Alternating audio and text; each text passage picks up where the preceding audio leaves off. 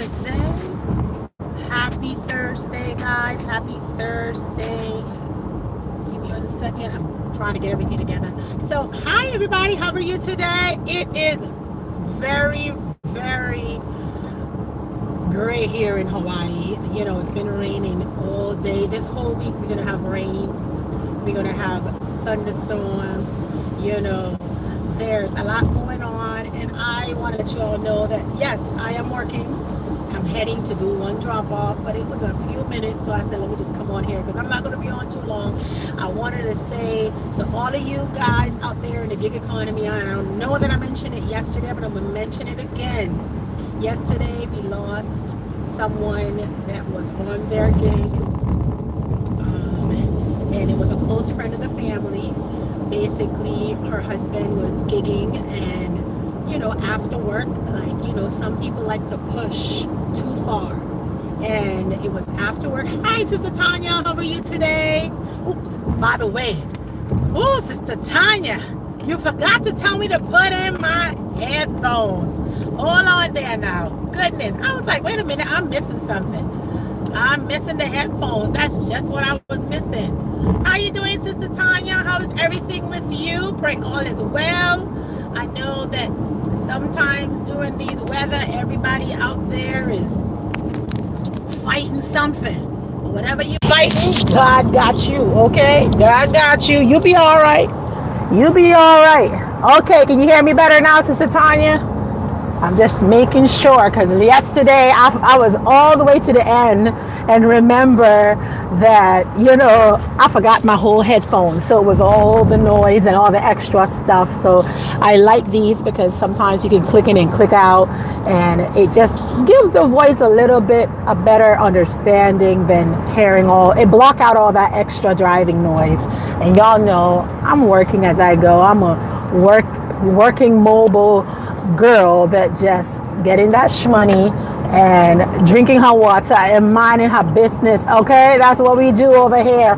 But yeah, I was sharing with you guys in regards to this gig economy during this season. This season is very critical out here in the gig work because you're gonna have snowstorms, you got thunderstorms. Some places, you know, are the infrastructure is not as good as others, and what happened is, guys, is that people are drinking, becoming more intoxicated than they should be.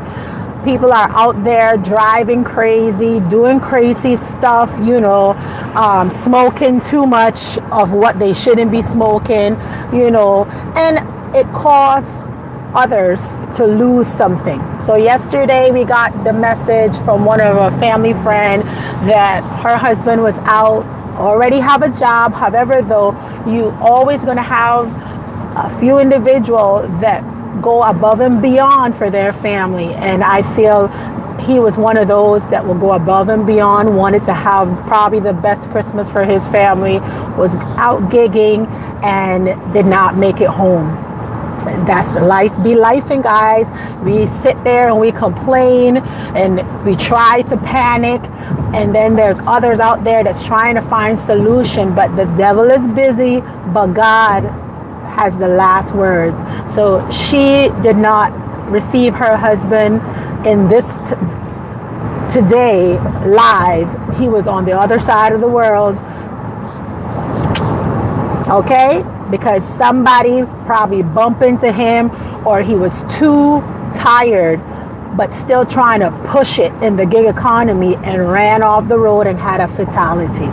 So don't try to get that extra dollar, especially on DoorDash. Nobody better don't get in no accident for DoorDash, because at this point in time, I just want y'all to know that DoorDash is trying to make you run more miles than money. All right? Get an app that's going to pay you what you're worth. Today, and I worked in the rain. It was storming. I was just talking to one of my sisters, and she was like, what's that sound? I'm inside of Walmart shopping, getting my Walmart Spark on. Guess what happened? The rain was just beating up in there. You could hear they were throwing rocks on the roof. To know whatever you guys are thinking create that extra money out there today, tomorrow, for the rest of this month or this year and next year. Be safe, guys. Be safe out there. Don't drink and drive. For those that don't drink, be mindful that you may not be drunk or drinking, but somebody else may be. And you have to keep your eyes open for them. So be cautious during this season. Like right now, if I show you the car in the back of me, it's just tailgating me. I ain't going no faster. It's raining, it's raining. So they'll have to either go to the left of me or they'll have to go to the right lane. But Paulette's going to stay in her seat. I'm not moving. And that's the thing. A lot of time when it rains, people get crazier and they feel that they can go faster and get you out of the way, not taking into consideration that the tires may give out. It may be slippery, you slide into somebody that was minding their own business, being the 2 feet distance from another car, making sure the back of them is taken care of, the side of them, and here comes Billy Bob and bump into you and slide you straight into the middle of nowhere and cost you something. So do not allow nobody to push you. You stand firm, and if any, see, they went to the left of me. There you're going to see it come. You see that car? There it is. That's all I had to do. And then they went back in front of me again. It's okay, because I'm not going to love nobody to move me. Where am I going in this rain? Rushing, trying. We're already doing 55. Now, why am I going to do 70?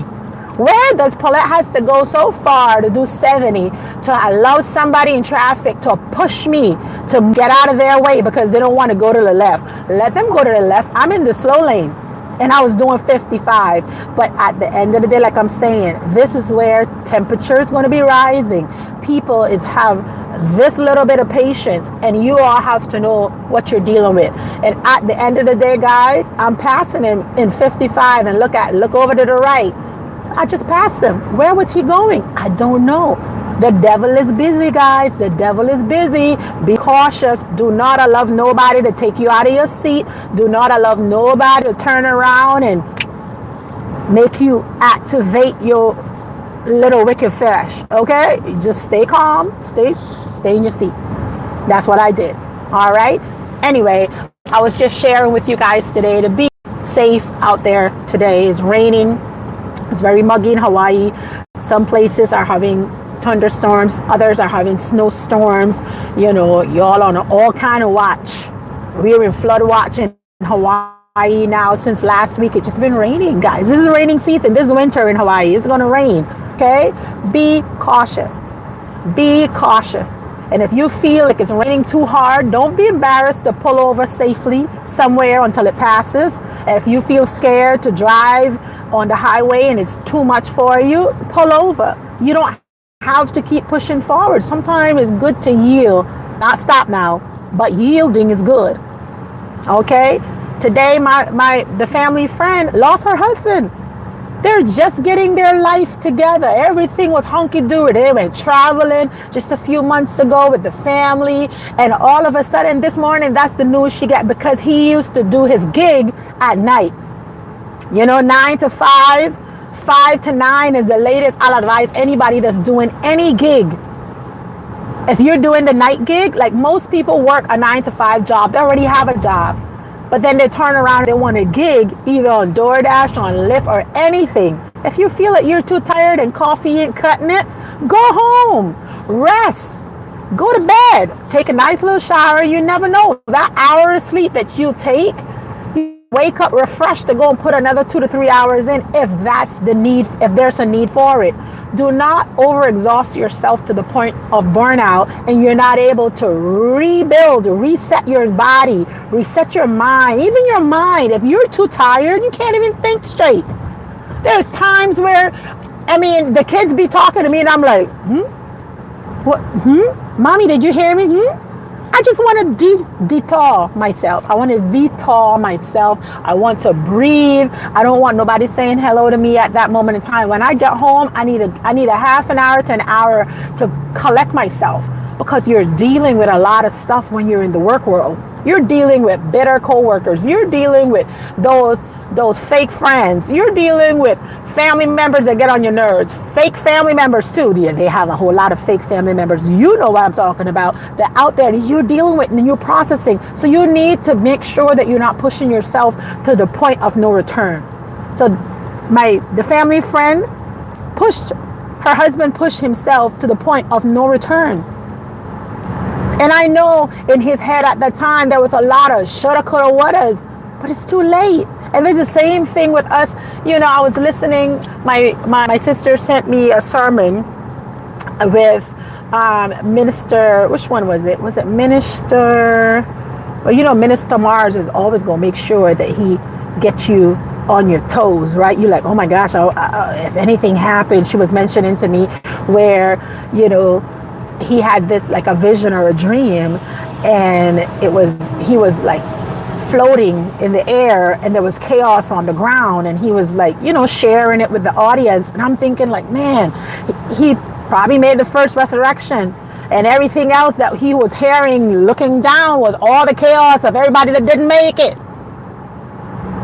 So are you going to be a part of that? Like, all these things, when Minister Mars talks, sometimes it's like, oh my gosh, not that he's trying to put a fair tactic in you, but you got to think, like, do you want to be a part? Do you want to be the one on the ground scrambling, like trying to figure out if I could have done this a little bit better? Maybe I shouldn't have hold on to this too long. I hold on to that a little bit too longer than I should. Or maybe I shouldn't have said this. A whole bunch of shoulda, woulda is going to be going on when the end has come. And sometimes you don't know when your day is going to be. You don't know when your last day is going to be. So be ready. He was talking about being prepared, being ready. That if today was the day that he was ready, but the dream or the vision that he had when he shared it, it just makes you think like, oh my gosh. It is something that we need to check ourselves. He was like, check you, change you. Change your mind, change your thought process.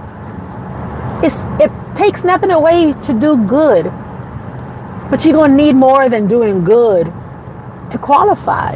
You got to put some extra work in there now. It's not just, I'm a good person. No. There are good people that's wicked. Okay, we're going to leave that for another day, but I'm just saying, there's a whole lot changing the mindset. So that you can think right. Sometimes in order to change our mindset, we need to rest, not push yourself to the point of no return. It means you need to rest. You need to sleep. Get some sleep in. That man went out to provide for his family on whichever gig app he was on and fell asleep at the wheel and cost his life. And no, he was not in the truth. So at the end, we already know how that ends up. It's sad. It's a sad thing, guys. It's a sad thing. Sometimes all we can do is pray. Every morning that you see me get up, I pray not only for me to make it back home. I pray for my surroundings because I'm dealing with a lot of people that don't have the truth. A lot of people that don't think right. A lot of people that may have a bad day and they don't know how to handle it. And when their distraction can cost somebody else innocently. Okay? So there you go. Hi, Scully. How are you? Hope all is well. Oh my gosh. Here I am with somebody on a scooter. To the left, he's on a scooter going nowhere. Like literally, he was doing like 10 and he was, I tell you, but you gotta have patience, guy. Patience, that's another season. That's the season I'm in. I'm in the season of patience. I'm in the season of learning not to panic because God don't want to hear it. Don't be panicking when things are not working the way you want it to work. You gotta trust. And the trust level right now, God is giving in real time. Everything that you lost, you're getting back. I heard a few testimonies just today from people where they're like, you know what? And I thought of this, and all of a sudden, I went and checked this and this happened, I saw this, or somebody said that I owed them, and when we double checked in less than 24 hours, they called back, apologized, and said, no, I don't owe them anything, there's no records, everything is clean. I was like, oh really? Ain't that great for somebody to wipe out your debt just like that, and with no questions? You're like, it's paid, okay, all right then. Ain't it great to wake up and somebody gifted you something that you didn't ask for?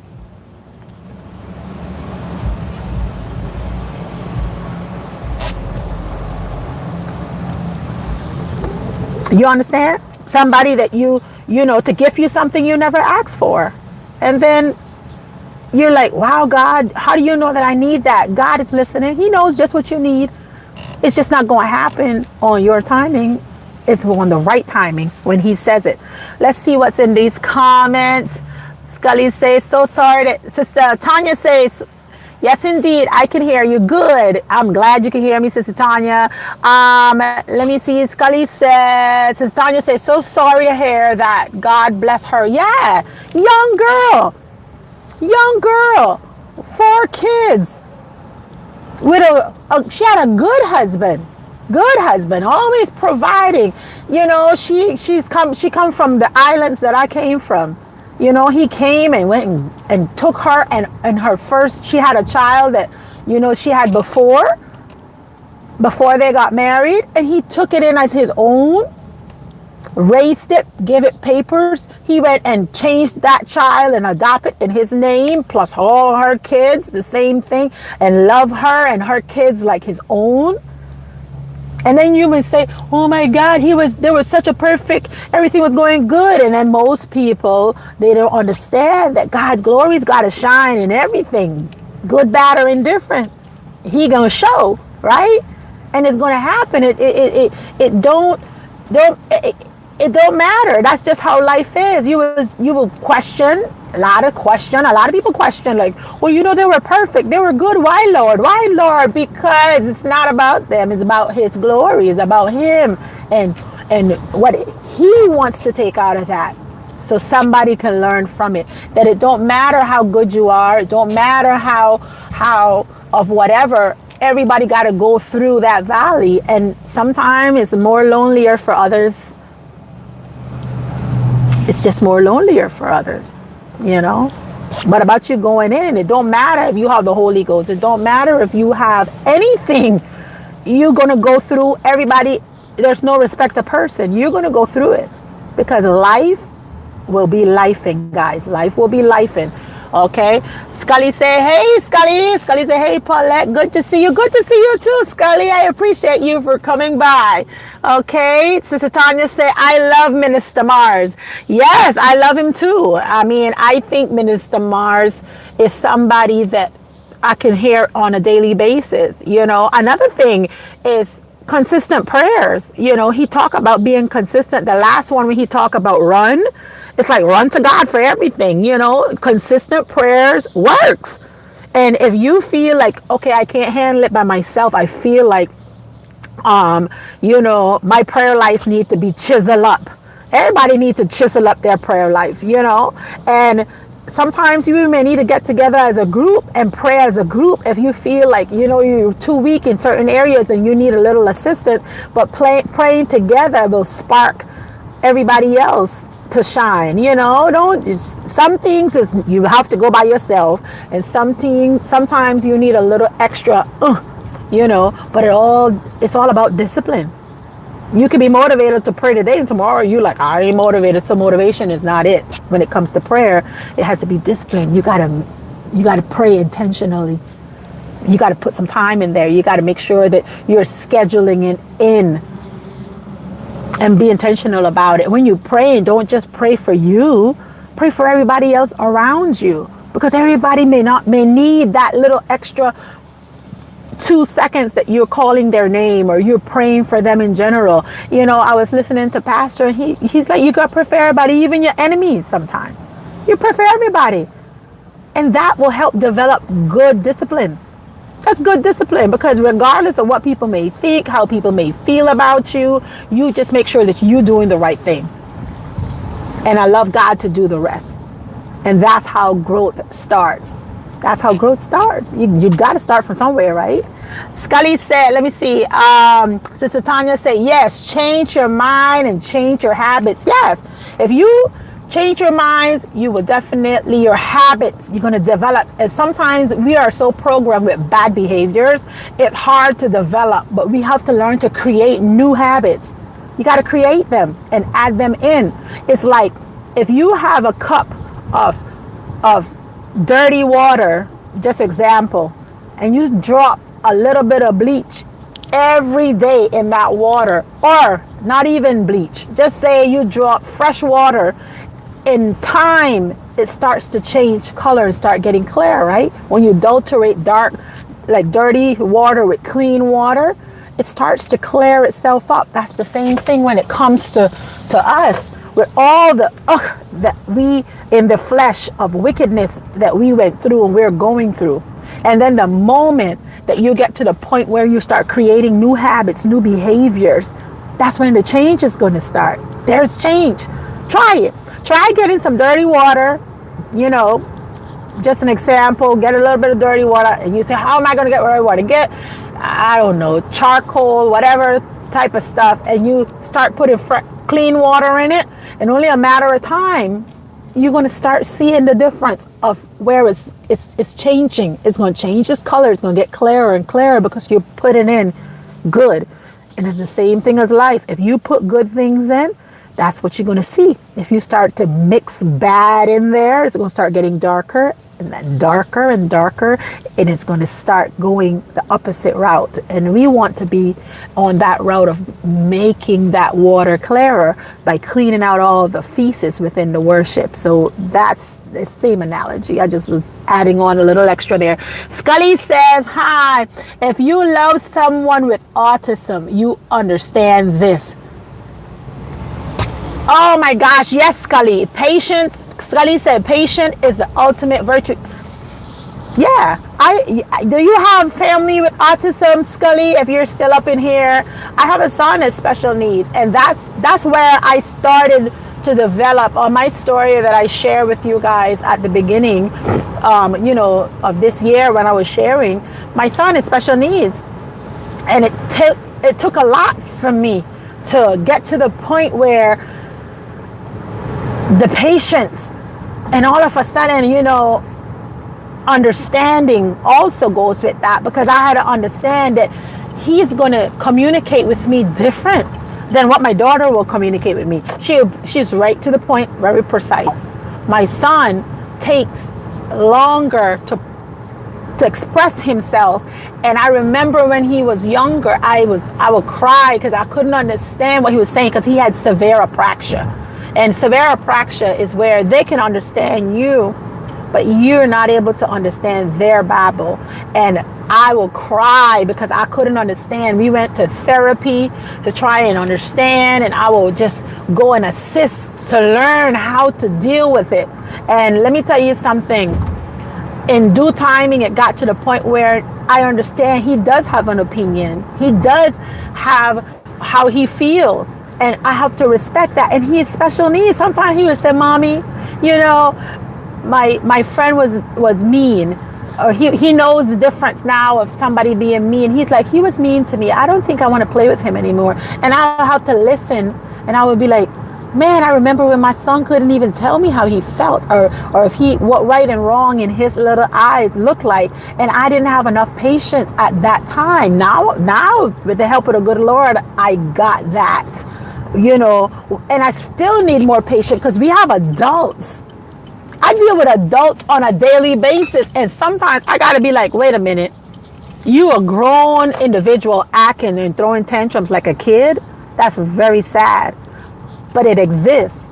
We're grown people that should be on the right path. Their special needs too, because their specialty is the need of attention, or the need of trying to overdo it sometimes. And we have to learn how to deal with grown-ups like that. And my son, when he was trying to explain himself and express himself, I didn't have enough patience to listen enough because I couldn't understand it. But when you pray for it and you ask God to give you that patience, and every time he was talking to me, I had to learn to breathe in and out, breathe in and out. And one of his therapy teacher, his speech therapist, she says, do you know he has an opinion too? When he was 3 years old, and she was like, you have to allow him to express himself. Don't shut him down. Don't tell him to hush. Just let him. He's going to take longer to see how he feels. And I had to love him to develop that personality within himself. Like when he was like 9 years old, he said, I'm going to live with my grandma. That's what my son did. He was 9, and I didn't do something, or he said something, but I couldn't understand what he was saying, right?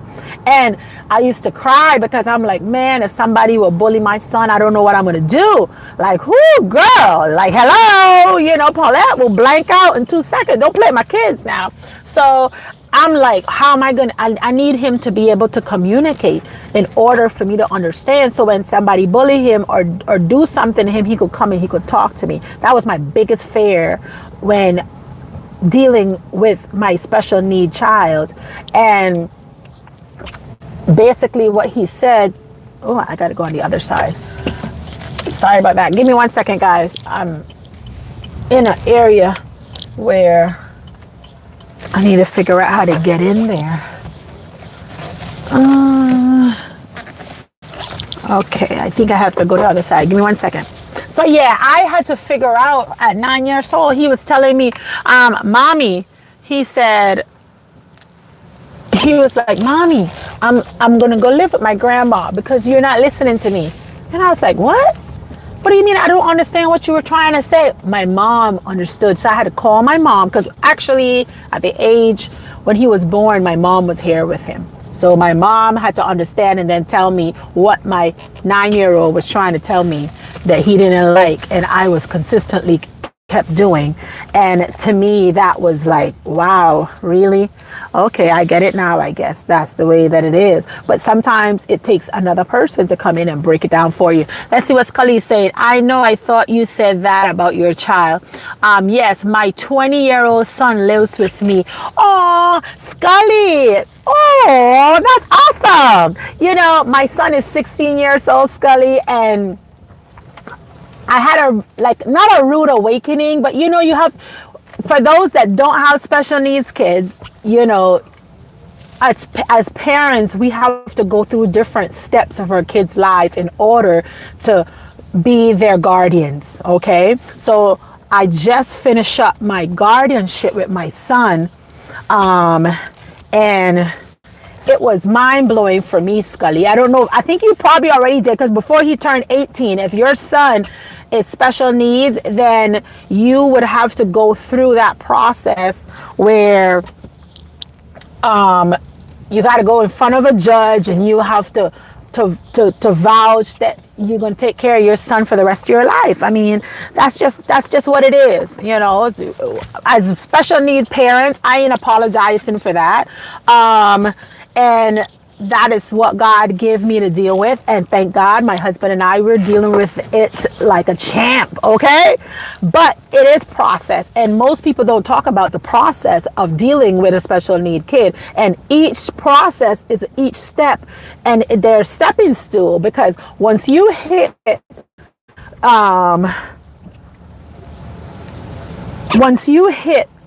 like 10 years of their life, you got to go in and they're going to give you the first introduction. Okay, this from 3 years, actually, you get the introduction. This will possibly be this. And then every year you go and you're not seeing improvement. And then they give you this hope. They give you this hope that maybe he will snap out of it, or maybe they give you all this nice little thing on the side to make you think that maybe when he hit 9 or 10 that he will come to normality. And then in reality, it gets to a point where by 10 your hope is like, well, it is what it is. I guess this is what we're going to deal with for the rest of our life. And that's what happened to us. Yes, we had hope, because everybody else that was in my son's special need class, it was like 9 kids right now today in high school. Everybody else is exit the program, but my son remained. And it's like bittersweet, but at the end of the day, I won't change it for nothing because he taught me patience that I didn't have. Ain't that great? How a special need kid could teach you as a parent of how they want you to treat them and how they should be respected like a human being and not try, like they have a voice for themselves. My son has a voice for himself. He could tell you, no, no, no, I don't want that today. No, no, no, no, no, I don't like that. Like he can. So going back to what Scully is saying, they do have a process. And in that process, not everybody knows the different process. 1026, I'm looking for 1020, 1022, and 1026. Sorry guys, this is gonna be a quick little drop off I'm gonna do right now. And then I'll come back to you guys. Hold on there, Scully. Let me see what else Scully says. Scully say, patience. Scully say he has a 20-year-old son that lives with him. Yeah, you're going to have him there for the rest of your life. Isn't that awesome, Scully? Isn't that awesome? That is amazing. You know, I have a friend right now. She has her family members that they're special needs, and I have a friend right now on the mainland, and she has like 2 or 3 kids that special needs, like autism, and she learned how to deal with that and how to process that. And I look at her and I was like, man, you're so strong. You're so strong. And she know when the change, how to deal with the change, and they can't handle the change sometimes. And as a parents, you have to develop that patience and that calm, because the kid don't know how to process it. But you as a grown-up have to learn how to breathe and let them know their safe space. That's another thing. A lot of time, once they in their safe space, I watch, there's a kid on Facebook and he goes through his moments and his mom shares it. And every time she'll be like, you know, your safe space, meaning he has to put his hand like this and he has to pray.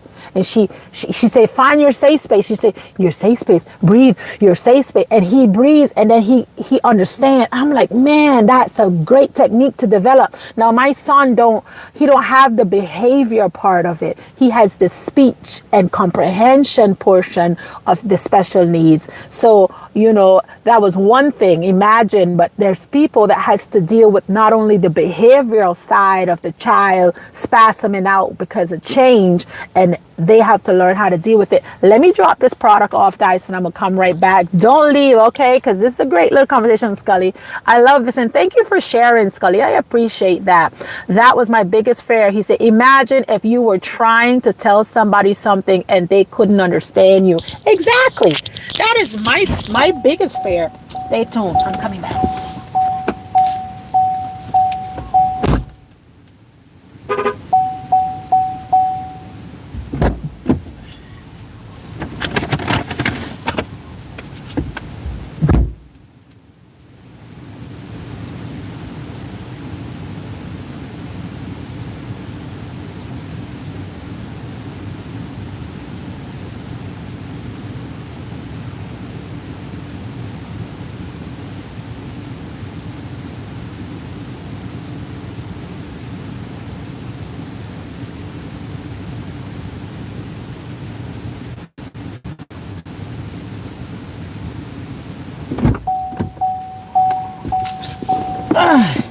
I'm back. Sorry about that, guys. You know, I'm on the go. So right now I had to drop off that product. And so like I was mentioning to you guys, is that people that don't have a special needs, you know, not that they don't understand or they're not caring, it's just that it's a different level of patience that you need to develop when you're dealing with them. And sometimes when they become to the point where it's overwhelming, you need to take a break. Okay, you need to take a break. You got to know when to take a break. You got to know it, so that way you're not burning yourself out. Okay, don't burn yourself out, guys. Make sure that you all are taking some time, getting your life together. And I just got another order.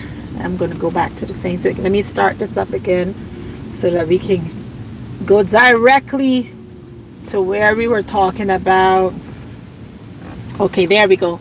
So Scully said, yes, there's a process. Yeah, there's a process when you're dealing with a special need kid, because as the adult, you need to know the steps, and not everybody's going to tell you the steps. Now, I was blessed when my son was, he was 2.5, and I was at church one day, and a stranger just came and walked up to me, because God is going to always send you some angel to help you, guide you through the next step. And my husband was deployed at the time, and my son had a cerebral seizure, and he just went mute. Now, they did a whole lot of testing, a lot of tests. Nobody knows yet what really happened. They can't tell me. They just say that he just had a cerebral seizure, and he just lost all speech, all his babble at 16 months, I think it was, and he stopped speaking. Now, I thought it was a separation of anxiety, because my husband was deployed twice back to back, and he was close to his dad. And my husband, when he was 1 year in from his first deployment, and he was talking to me over the Skype at the time, and he was like, why is Jaden not babbling anymore? And I was like, oh, I was in denial. I was like, he does talk. I can understand him, and everything is good to go. He's just, he probably just miss you, and you were his play toy at the time, and he just feel a certain way. And my husband's like, I'm not feeling that. But he started to plant like a little doubt, like, we need to check on that. I went to church that weekend, and the stranger just walked right up to me, and she said, I hope you're not offended, or don't feel like I'm trying to step my boundaries. She said, but my daughter, she had her daughter with her.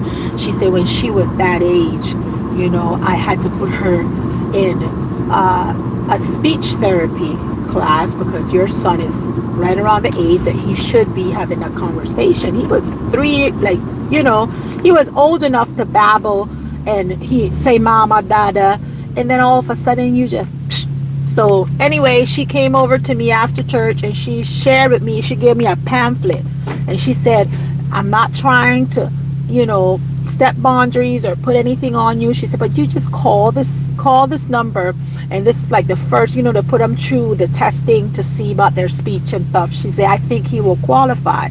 She said, but this is, somebody did it to me, and I thought in my spirit I wanted to do it to you. And I took the pamphlet, and I was still like, she don't know my son could do this, my son could do that. You know how we get, like, at the beginning, I did feel a certain way, because it was new to me. I weren't used to, my son is not speaking, or what was going on with him mentally. I thought he was fine to me. He just was a child that went through a lot of, sickness, and I was just grateful that he was still breathing, so it took me back for a few, and then a few months went by, and I kept going to the church. My son had his second encounter with the seizures, and he started getting more quieter and more quieter, and I said, you know what, my husband came home on vacation that round, and he was like, I've been noticing this, let's just call the paper, we're going anyway. So he set it up to go and visit to the first something they call it, with the kids we're having speech problems, and they were going to take the test. So he took the test, my son qualified. Now the school that we were supposed to go to, the little pre-kindergarten, I was like, well, I would want to see where he has to go. The school at the time, I don't know, what's the devil, because there ain't no way you're going to tell somebody to send their only child into school, and I can't see the classroom. Like, I want to see what's going on in the classroom. Well, they had my child, they didn't want me to see, because my son don't have the behavior portion. He has the cognitive portion. So they had him in a classroom with kids that would like spasm out because they turn the lights off, or he was in a extreme classroom that he shouldn't have been in. He should have been like in the little beginners, the little speech one. But anyway, my son will come home and he will start repeating what he was seeing, like not repeating verbally, but the tantrums, and laying on the floor and kicking up. And I'm like, what is this? Not in my house. No, no, no, no, no, no, no. So I kept saying, I said, I want to see the classroom. So that I called the school again. I said, what's going on? That my son, I said, can I change the classroom that he's going to? Mind you, I didn't know all this was going on in the classroom. I just felt like something is off. Why my son is picking up these bad habits? So, and for me, it was like, you know, in my house, girl, please. You know, you coming up in there trying to throw a tantrum, get hit side of head. You know, not that happened. I'm not saying that, but I'm just saying that there's rules. I don't, even though you're so there, you have to follow certain rules. We couldn't lay on the floor and throw a tantrum and scream, even though some kids, they're trained, they have to be taught how to break through. But I weren't used to it because my son was not on that spectrum. So when he would do it, he thought it was normal. And the teachers, they're gonna be teachers. They're gonna give the kid, some of them, not all of them, because Miss Itamoto was strict. Like, you know, she was like, I said, you ain't gonna have it. So you could go sit over there. You could throw your tantrum if you want to. However, though, you're not getting it. Like, she was that type of teacher. And I'm like, oh, I love her, you know. And they switched his classroom, and that's when I started to see him calming himself down. But be cautious, guys. When you put your kids in certain classroom and you see them with certain behaviors that you know they didn't get it from your household, they probably pick it up from school. Sometimes you may need to move them from that classroom because what they're seeing, they're thinking that's normal and it's not.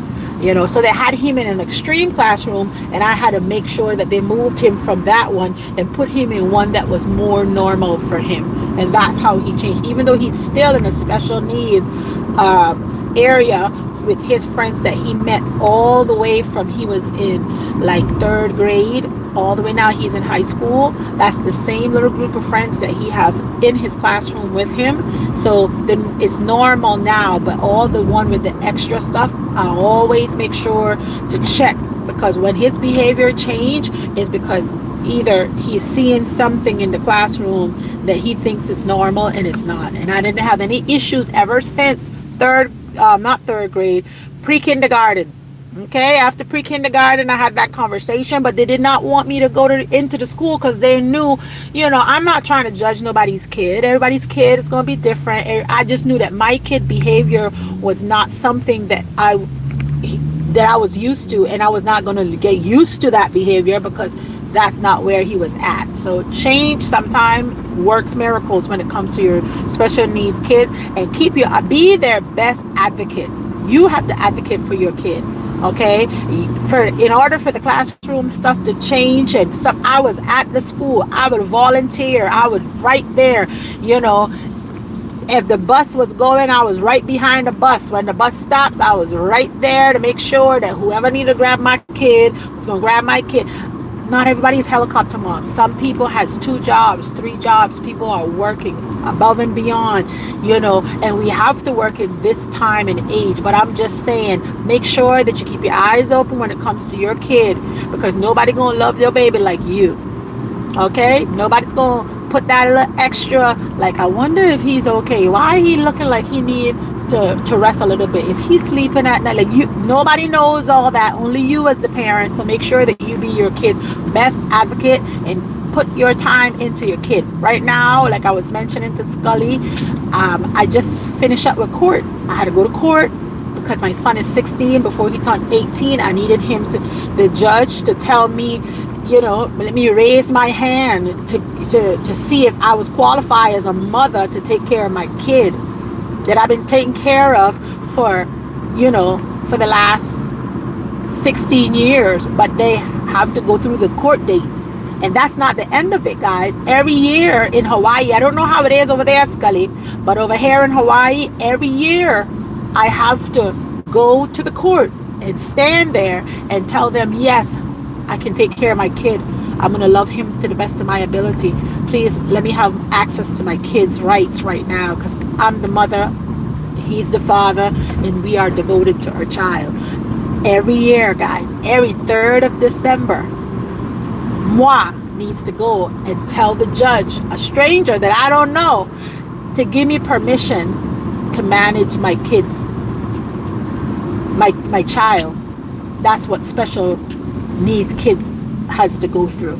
Not, oh, we need to go to court because daddy is not doing this or mommy is not doing that, or the next person is not doing the other thing. Not that type. Okay, not that type. We go into court for real things.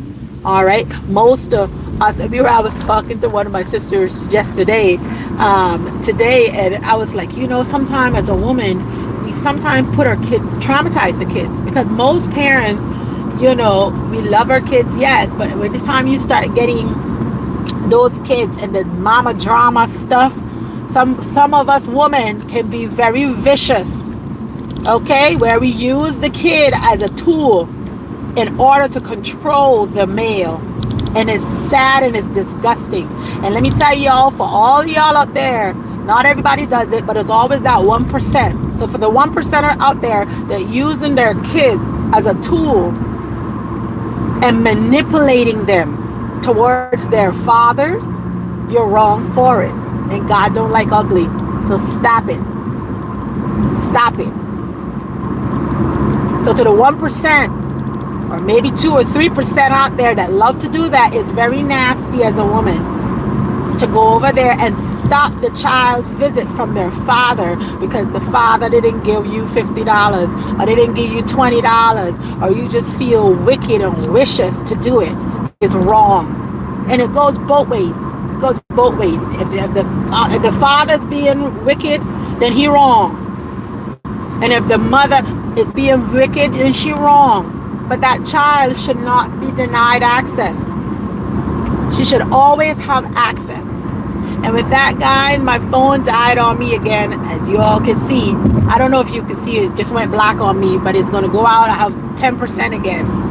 You all have a great day, guys. It was a great conversation. Don't forget to like and subscribe to the channel. And like I say, wow, I forgot again. I hope you all got all that information, because I was talking and my headphone was not even in. But yeah, guys, thank you guys for coming by Life of Paulette. I'm gonna go ahead and finish work, and don't get weary in well doings.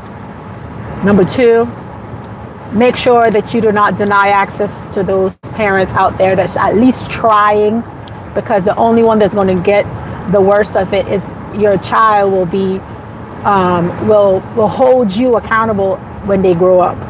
Okay. And the other thing is, don't burn yourself raggedy. Life is very short. Take some time out, rest, and then go back at it, because it's not worth it to burn yourself out. It's not worth it. Okay, go to bed now. All right, I'll see you on the next one. Bye, deuces. I love y'all. Bye bye, babies. Bye bye.